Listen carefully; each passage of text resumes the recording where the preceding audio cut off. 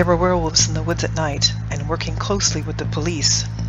Neither could be trusted, but I had to get to my son. His body sound blasted back to his condition before his army injury in 2009. He lay past the woods on the other side, along the edge. I was filling my knapsack, ready to go get him before nightfall, when the aberration started to prowl the woods. Then suddenly the door of my unit cracked from a blast, and a half-dozen fully armed police stormed in. Several restrained me, although I offered little protest and no resistance. Then grabbing my left hand, one of the police officers inserted a needle into the back of my wrist. I felt a sharp pain, then a burning sensation before a metal extrusion roughly a quarter-inch long, thick as a carpet sewing needle, pushed through my skin, past my wrist, and rested on the base of the back of my hand. It glowed, a low intensity of silver. "If you leave the parameters, you will be located and shot," said the officer, releasing my hand. His face cast a purplish undertone, cold and unemotional.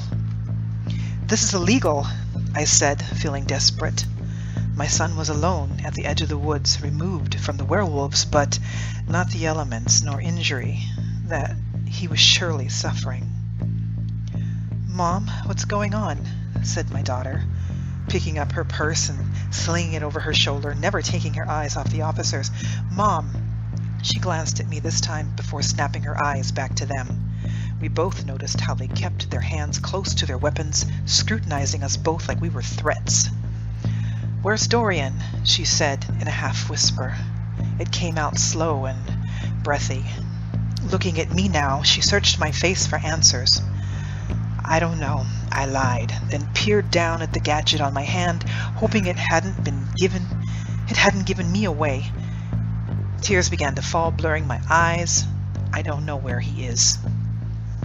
The officers stirred uneasily a moment, their leader boring his ice-blue eyes into me, his jaw clenching.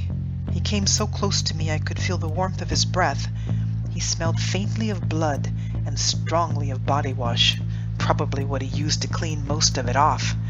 I knew right then that this was no ordinary officer. He had the raised temples that pulsed furiously, a sign all that bore the ability to transform into a vicious killing machine had. An ability brought on by irresponsible science in the name of progress.